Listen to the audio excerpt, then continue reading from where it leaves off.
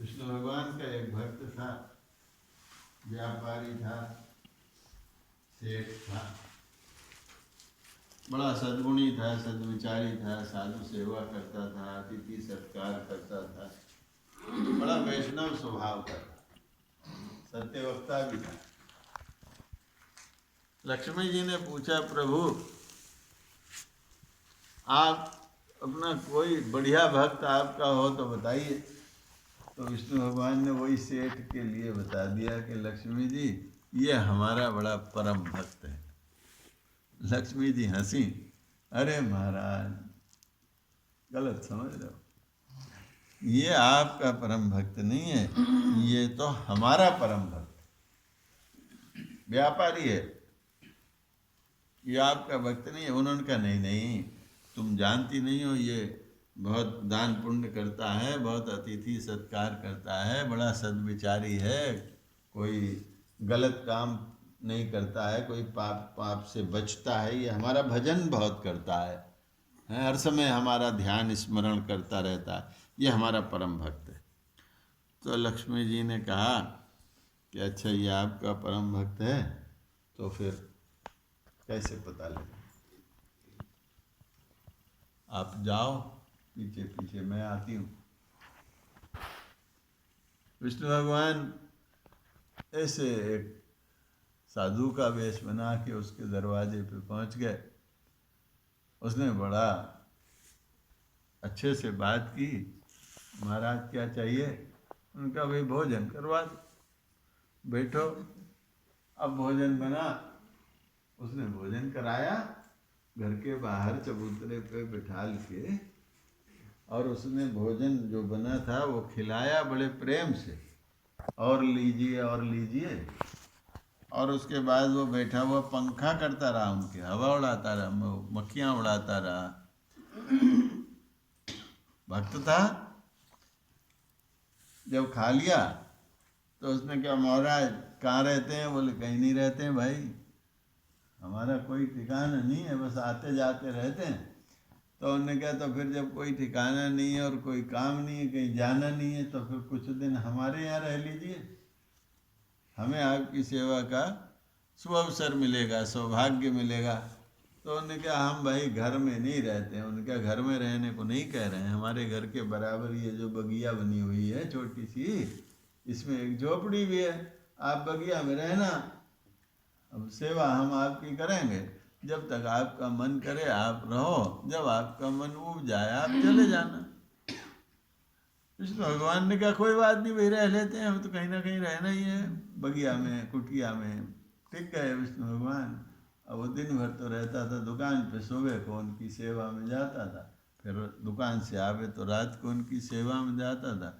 भोजन का व्यवस्था पूरी थी, कोई और परेशानी नहीं थी। विष्णु भगवान बड़े चैन से रह रहे थे, अपने कपड़े धो धो के, और रस्सी बंधी हुई थी उस पर सुखाते थे, और पहनते थे, नहाते थे, खाते थे, भजन करते थे। बस 2-3 दिन बाद आ गई लक्ष्मी जी।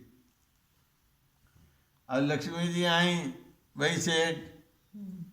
और लक्ष्मी जी थी बूढ़ी भिखारिन के रूप में, एक तो बूढ़ी झुर्रियाँ पड़ी हुई, और ऊपर से भिखारिन, गंदी संदी, फटे पुराने कपड़े, झोली एक थी उन पे गंदी सी, लेके बैठ गई। उन्होंने आवाज़ दी, सेठ जी आए। हाँ माता, अम्मा क्या बोलो?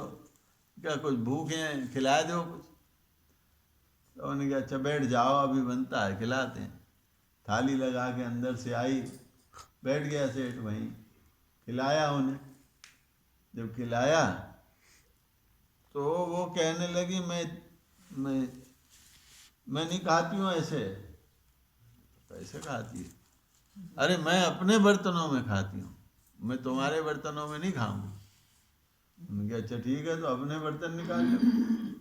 उन्होंने, लक्ष्मी जी ने अपनी झोली में से चांदी का थाल और कटोरी और चम्मच और गिलास पानी का वो निकाला। अब बस वो चौंक गया सेठ देख के, जो भिखारिन के पास ही क्या। खैर उसने वो सब खाना उसमें डाल दिया, और लक्ष्मी जी ने खाया। लक्ष्मी जी ने जब खा लिया तो वो निबट गया खाना। तो सेठ जी कहने लगे, लाओ अम्मा, ये तुम्हारे बर्तन हम धो के ला दे रहे हैं, तुम रख लीजिए। अरे उनने की धोने की क्या जरूरत है, फेंक दे, अब फेंक दे, ऐसे ही फेंक दे।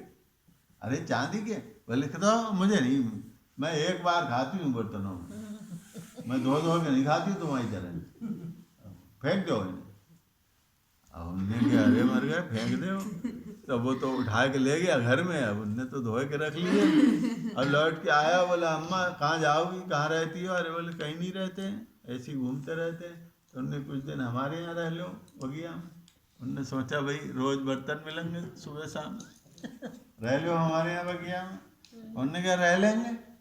अब बगिया में पहुँचे तो वहाँ तो पहले से विष्णु भगवान डटे हुए थे, साधु बने हुए। अब लक्ष्मी जी ने वहाँ जाके, उनने वो दूसरी एक और कुटिया थी, वो कुटिया में वो टिका दिया। अब खातिर दोनों की, लेकिन लक्ष्मी जी से तो मिलते थे बर्तन सुबह शाम, अब विष्णु भगवान से तो कुछ भी नहीं मिलता था, लेकिन सेवा तो करता ही था भाई, खाना दोनों को खिलाता था।